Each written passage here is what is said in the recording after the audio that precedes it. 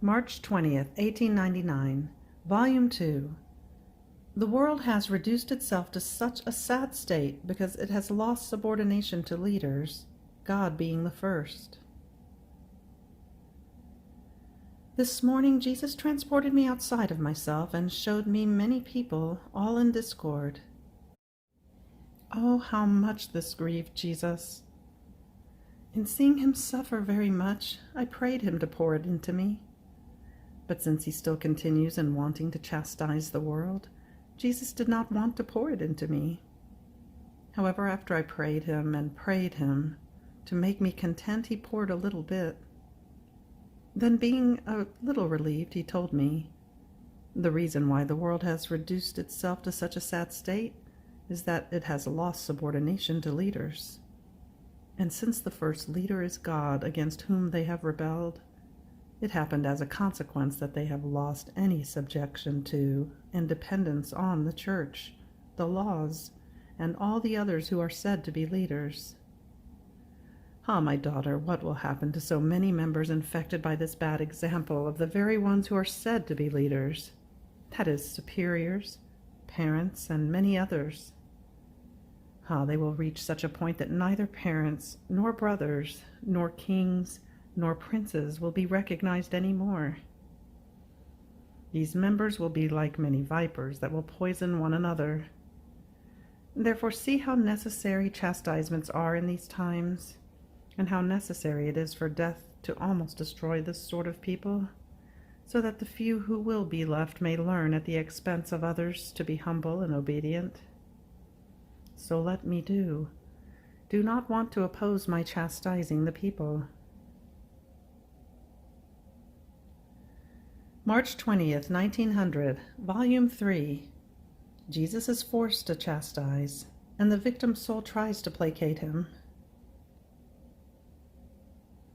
Having received communion, I saw my sweet Jesus inviting me to go out with him, on the condition, however, that if I was to go with him, wherever I would see that Jesus was forced to send chastisements because of sins, I should not oppose him, so that he would not send them.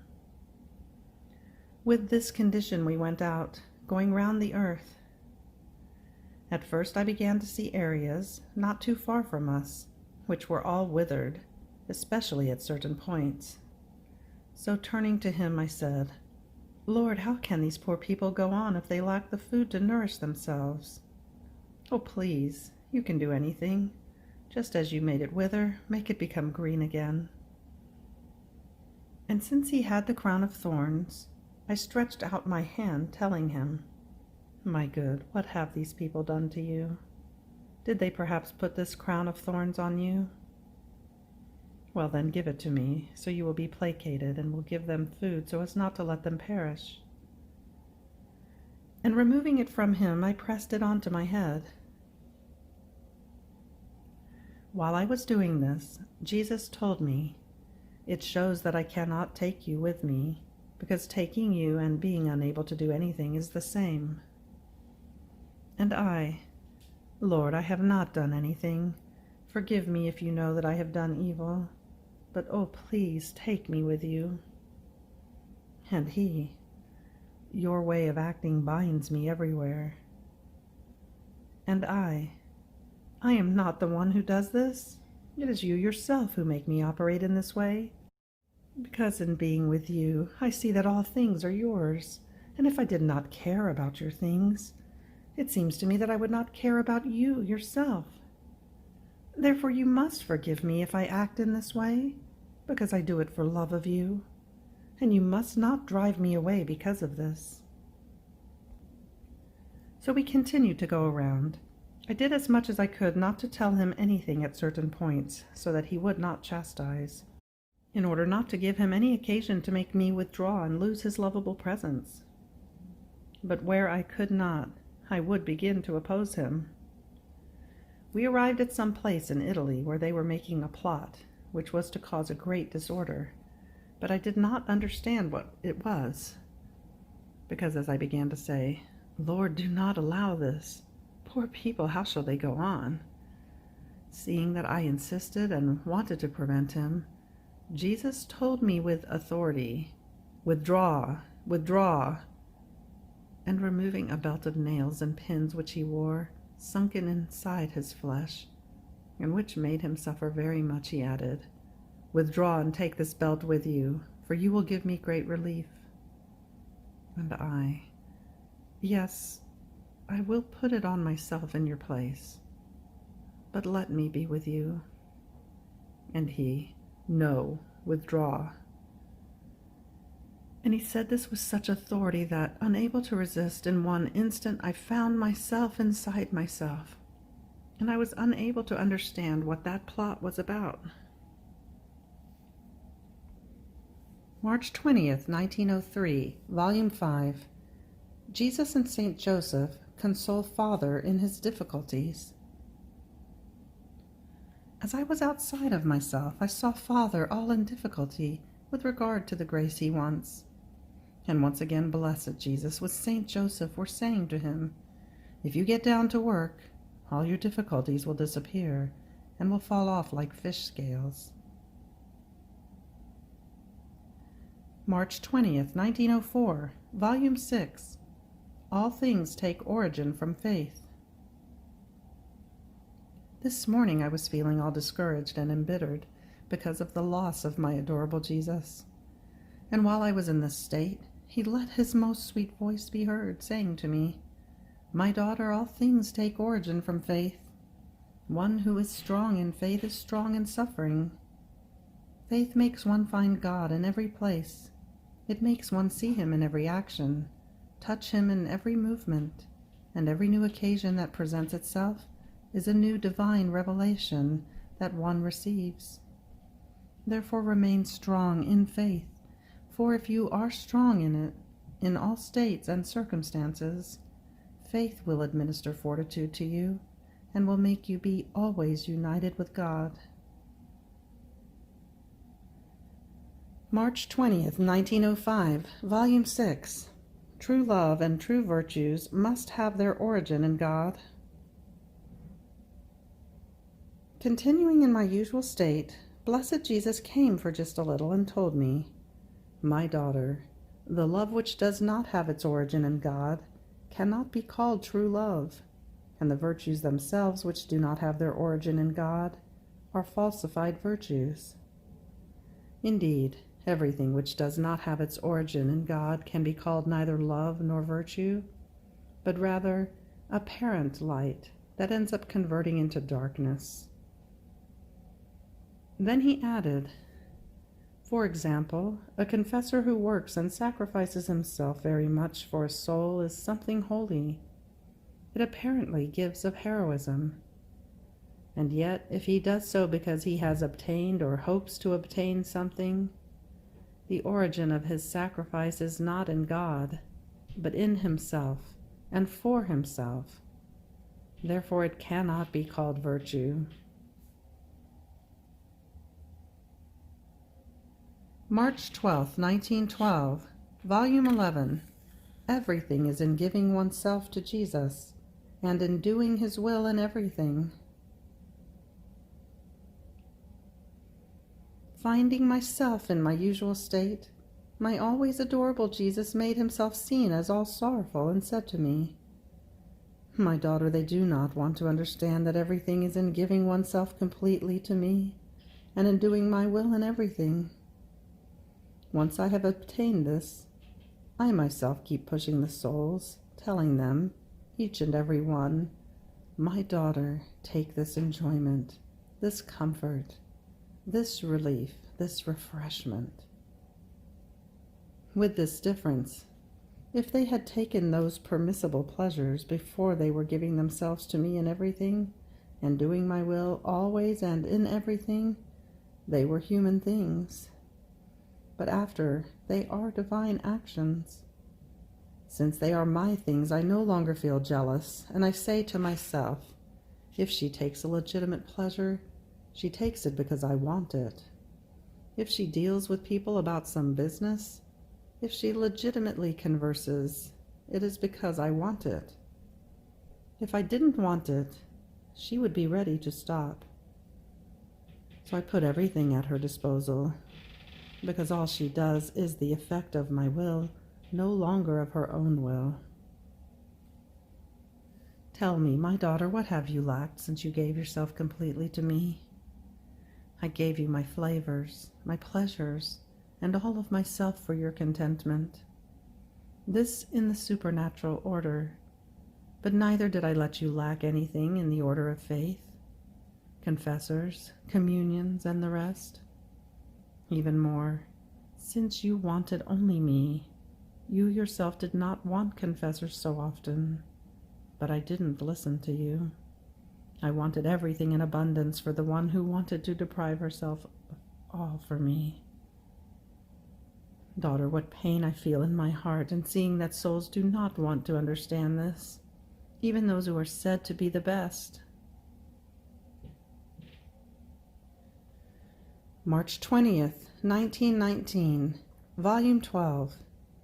The deaths and the pains which the divinity made the humanity of Jesus suffer for each soul were not just an intention, but they were real. Luisa takes part in them.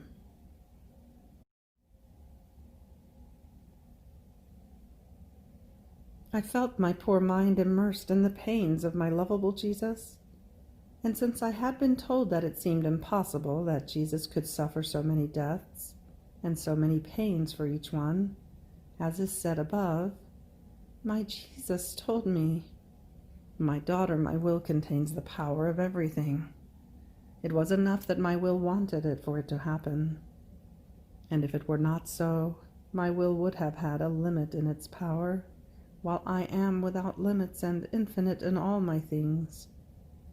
Therefore, whatever I want, I do. Ah, how little I am understood by creatures, and therefore I am not loved. Come into my humanity, and I will let you see and touch with your hand what I have told you." In that moment I found myself in Jesus, who was inseparable from the divinity and from the eternal volition. By just wanting it, this volition created repeated deaths, innumerable pains, blows without scourges, the sharpest pricks without thorns, with such an ease, just as when with one fiat it creates billions of stars. It did not take as many fiats for as many created stars. One was enough. Yet not just one star came out to the light, while the others remained in the divine mind or in its intention. Rather, all of them, in reality, came out, and each one had its own light to adorn our atmosphere. In the same way it seemed that in the heaven of the most holy humanity of our Lord, with its creative fiat, the divine volition created life and death as many times as it wanted. So, being in Jesus, I found myself at that point when Jesus suffered the scourging from the divine hands. It was enough for the eternal will to want it, and without blows, without lashes, the flesh of the humanity of Jesus fell off in pieces. Deep furrows were formed, but in a harrowing manner, and in his most intimate parts. The obedience of Jesus to that divine volition was such that his humanity melted by itself, but in such a painful way that one can say that the scourging which he received from the Jews was the image and the shadow of that which he suffered from the eternal volition. Then, at the will of the divine volition, his humanity recomposed itself. This happened when he suffered deaths for each creature and all the rest. I took part in these pains of Jesus, and oh, how vividly did I understand that the divine volition can make us die as many times as it wants, and then give us life again. Oh God, these are unutterable things, excesses of love, profound mysteries. almost inconceivable to created mind.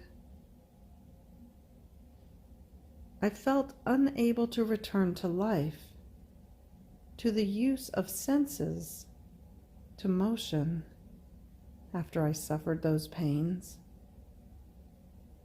And my blessed Jesus told me, "Daughter of my will, my volition gave you those pains, and my volition gives back to you life, motion, and everything. I will call you often in my divinity to take part in the many deaths and pains which, in reality, I suffered for each soul. It is not, as some believe, that it was only in my will, or that I just had the intention of giving life to each one. False, false. They do not know the prodigy, the love, and the power of my will. You who have somehow known the reality of the many deaths suffered for all, do not put it in doubt, but love me. Be grateful for all, and be ready when my will calls you."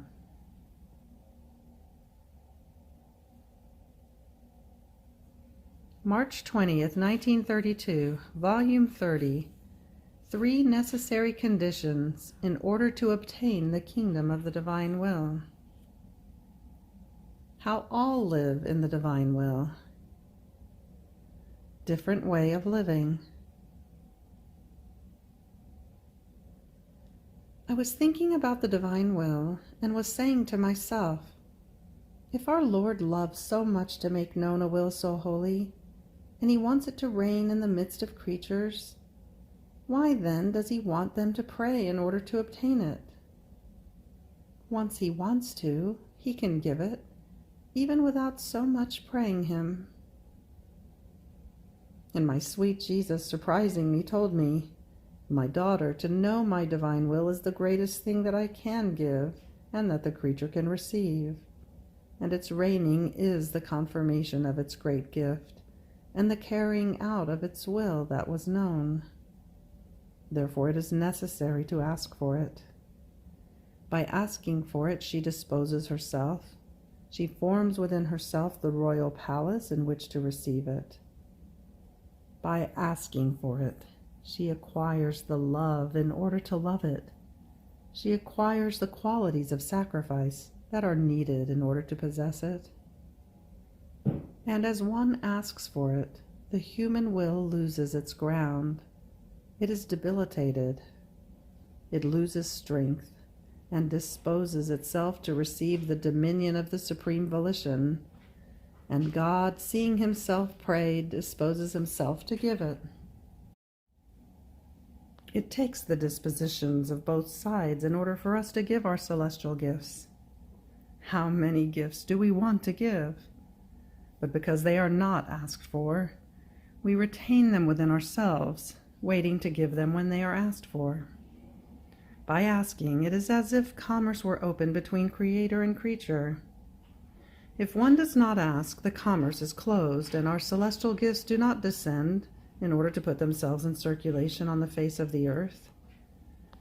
Therefore, the first indispensable necessity in order to obtain the kingdom of the divine will is to ask for it with incessant prayers, because as they pray, so are we reached by little letters, now of solicitation, now of supplication, now of the agreement that they want to make with our will, until the last letter comes of the final accord.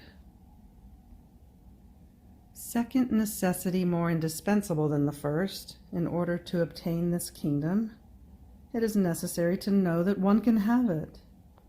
Who can ever think of a good, desire it, love it, if he does not know that he can obtain it? No one. If the ancients had not known that the future Redeemer was to come, no one would have given it a thought, nor prayed, nor hoped for salvation, because the salvation, the sanctity of those times was fixed, centralized in the future celestial Savior. Outside of this, there was no good to be hoped for. To know that one can have a good forms the substance, the life, the nourishment of that good in the creature. Here is the reason for the so many knowledges about my will that I have manifested to you, that it may be known that they can have the kingdom of my will. When it is known that a good can be possessed, arts and industriousness are used, and the means to obtain the intent are employed. The third necessary means is to know that God wants to give this kingdom. This lays the foundations, the sure hope in order to obtain it, and forms the final preparations in order to receive the kingdom of my divine will. When a good is wanted and longed for, to know that the one who can give it already wants to give it can be called the last blow of grace and final act to obtain what is wanted. In fact, had I not manifested to you that I can give and want to give my divine will as dominating and reigning in the midst of creatures, you would have remained indifferent like everyone else toward a good so great. So your interest, your prayers, have been effects of and births from what you have known. And I myself, when I came upon earth, during the 30 years of my hidden life, it can be said that, in appearance, I did no good to anyone, nor did a single one know me. I was, yes, in their midst, but unobserved. All the good unfolded between me and the Celestial Father, my Celestial Mother, and dear Saint Joseph, because they knew he who I was. Everybody else, nothing. But when I came out of my hiding place, and I openly made myself known, saying that I was truly the promised Messiah, their Redeemer and Savior, even though by making myself known I drew upon myself calumnies, persecutions, contradiction, anger, hatred from the Jews, and my very passion and death, with all these evils that rained down upon me like pouring rain, it came to be that I, by making myself known, affirmed who I was in reality. The eternal Word descended from heaven in order to save them. And this is so true that as long as I remained in the house of Nazareth, not knowing who I was, no one told me anything, nor did they slander me or do me any harm. As I revealed myself, all evils swooped down upon me. But this, making myself known, was necessary, otherwise I would have departed back for heaven without accomplishing the purpose for which I had come upon earth. On the other hand, by making myself known, even though I drew so many evils upon myself, in the midst of this chasm of evils I formed my apostles. I announced the gospel. I performed prodigies, and the knowledge of me instigated my enemies to make me suffer so many pains, to the point of giving me death on the cross. But I obtained my intent, that many would know me in the midst of many who did not want to know me, and the fulfillment of my redemption. I knew that, by making myself known, the perfidy and pride of the Jews would do all that to me. But making myself known was necessary because a person, a good, if it is not known, is not bearer of life or of good. The good, the truth, not known, remain hampered within themselves, without fecundity, like many sterile mothers whose offspring ends with them. See then how necessary it is that it be known that I can give the kingdom of my will, and that I want to give it. I can say that it enters the same necessity as that of making known that I was the Son of God who came upon earth. It is yet true that many, in knowing this, will repeat what they did to me when I made myself known as the longed-for Messiah. Calumnies, contradiction, doubts, suspicions, scorns, as indeed they have done already, as soon as the beginning of the printing showed signs of making my divine will known. But this says nothing. It is the good that possesses the strength that wounds evil. And so creatures and hell, feeling wounded, arm themselves against good and would want to annihilate good, as well as she or he who wants to make that good known.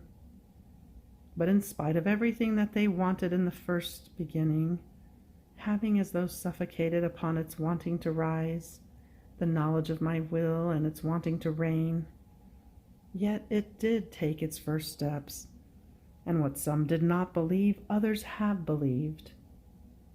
The first steps will call for the second, the third, and so forth, although those who will raise contradiction and doubts will not be lacking.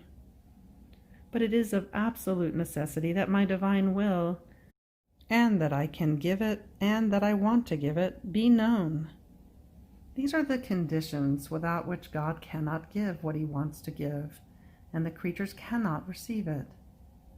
Therefore pray, and do not hold yourself back from making my divine will known. Time, circumstances, things, people, change. They are not always the same. Therefore, what is not obtained today can be obtained tomorrow, to the confusion, however, of those who have suffocated a good so great. But my will triumph and will have its kingdom upon earth. Then I continued to think about the divine will, and I abandoned all of myself in its divine arms. And my beloved Jesus added, "Good daughter, you must know that my divine will possesses and contains everything within itself. All the joys, all the beauties, everything comes from it. And without dispersing anything, it contains everything within itself.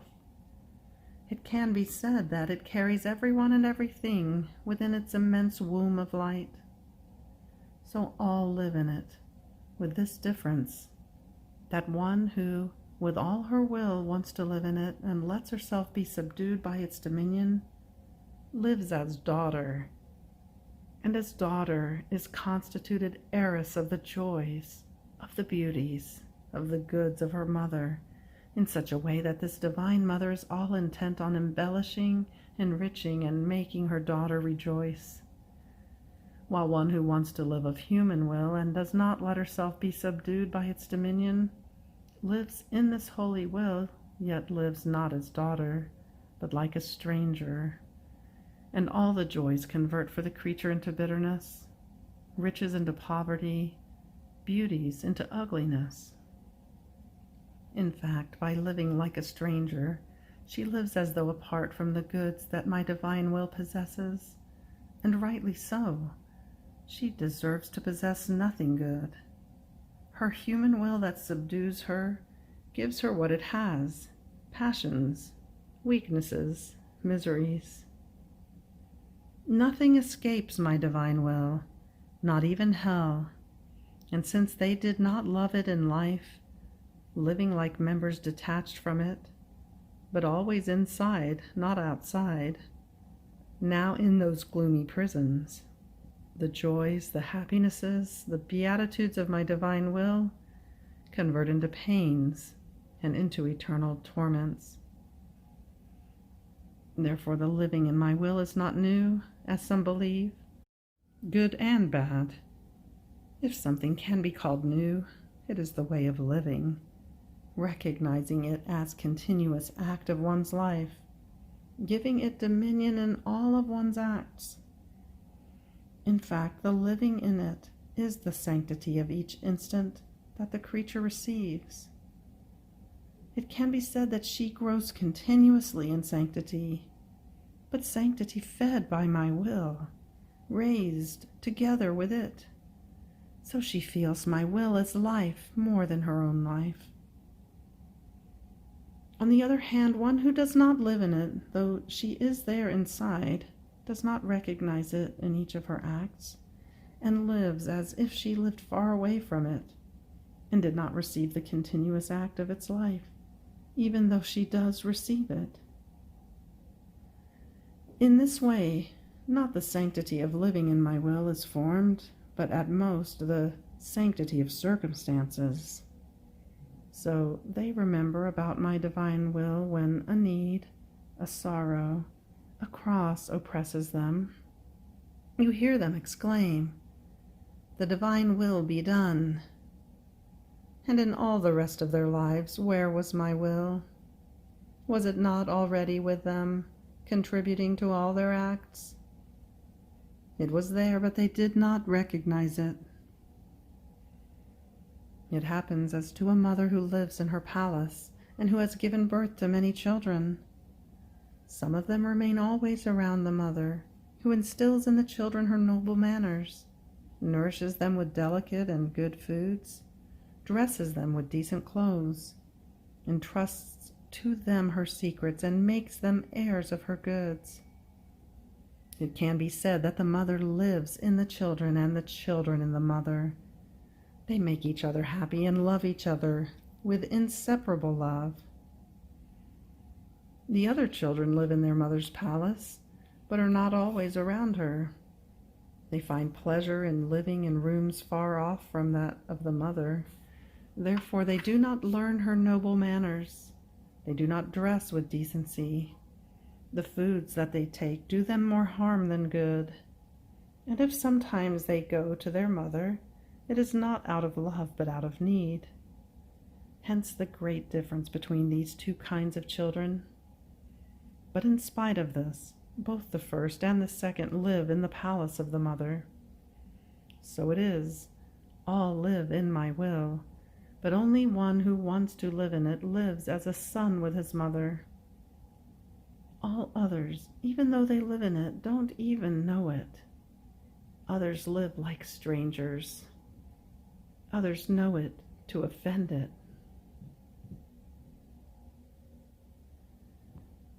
March 20th, 1938, Volume 35. Love Devices of the Creature Who Lives in the Divine Will. Example of a teacher who possesses the sciences but does not find anyone to whom to teach them. Or of a rich man who does not find anyone to whom to give his riches. I am in the arms of the Fiat. It loves the creature who lives in it so much that it holds her always tightly in its arms. And even more, its love is such that it places her inside its incessant motion. The most tiny distances, or the gaps of an instant in which it doesn't feel her within itself, inside its own life, would be for it the most painful martyrdom of love. In its pain it would say, "Daughter, don't move away from me even for one single instant. You would embitter our love, because we feel your life as our own. We would feel our love being torn and tortured. In fact, you must know that the creature who lives in our will lives and breathes within our breathing, and as she breathes, we feel loved and we love her. Her motion moves within ours, living our same life, working with us, and speaking with our same word. We feel her circulating within our divine being like the blood that circulates in the veins of the creatures, always repeating, 'I love you, I love you.' Not yet satisfied, she takes off in flight, wanders through all created things, gathers our love which is spread through the entire creation, and comes to take refuge inside our Supreme Being. She surprises us by bringing us all the love that all created things should give us, if they had a mind. She always keeps finding new strategies to love us. At other times, she goes to her queen and mother and asks her for all her love, and surprises us by bringing us redoubled the love of the great lady. Then celebrating, she says, 'I bring you the love of my celestial mother to love you.' And oh, how happy we feel. It is impossible for us to be without the one who lives in our volition. O divine will, how much love and power you contain for those who live in you. And I felt so amazed that I didn't know what else to say. My beloved Jesus, repeating his short little visit with unspeakable love, told me, 'My daughter, born and reborn in our will, you must know that living in our will contains such prodigies and unheard of marvels that the very heavens shake and lower themselves in feeling them. In this creature we can develop our creative work and deposit our love, our delirium, our anxiety, our sighs, our will. She will make others understand our supreme majesty and love us with our love. Without this creature, we would find ourselves as a teacher who possesses all the sciences and could give his lessons in all universities and all schools. But alas, he can't even find one pupil to whom to teach his sciences.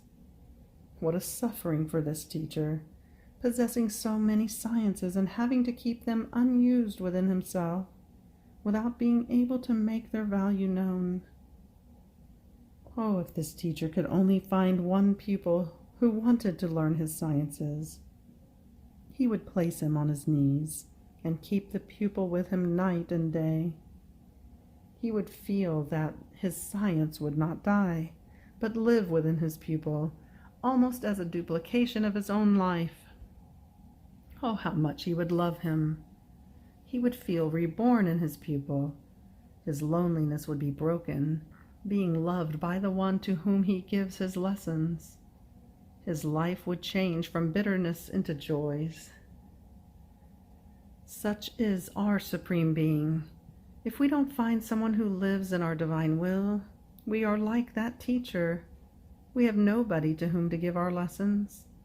We possess infinite sciences, but we don't have anyone to whom to say a word because the light of our will is missing that would make him understand what we want to teach him.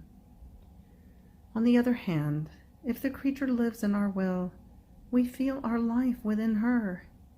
We can teach her our divine sciences. Even more, lives will arise within her. She will understand perfectly our celestial dialect and will love us as we want her to love us. Here is the change in our destiny and hers. Loneliness will no longer exist. Company will be perennial. We will always have something to say and someone who listens. Our eternal pain will turn into joys and feasts because we will have the creature living in our will. When we do not find anyone who lives in our will, it happens to us also as to the one who possesses immense riches, but so many as to feel suffocated by them. And yet he cannot find anyone disposed to receive or to take his goods. Poor him! He is so unhappy among his riches and suffers a cruel loneliness.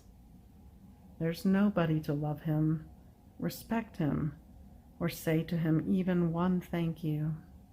Rather, it seems that all evade him, because he cannot find one to whom to give his riches, not even one who would take them. Without company, joy dies, and not being able to give to anyone, he feels that his goods, his life, do not live within others. Isolation is the greatest of the bitternesses. Oh, how many times we want to give, but we have nobody to whom to give. Further, by not living in our will, the creature closes all doors, obstructing our entrance. She even puts a distance between us, surrounding herself with miseries, weaknesses, and passions of the ugliest sort. This is why living in our will leaves everyone surprised, and we ourselves remain surprised, having to enclose infinity in what is limited, the immensity within the littleness. We have to make such wonders and prodigies that only our love, which rules over our divine being, can move us to the most amazing marvels, to the extent that even the angels and the saints remain surprised and mute in astonishment. End of March 20th. Fiat.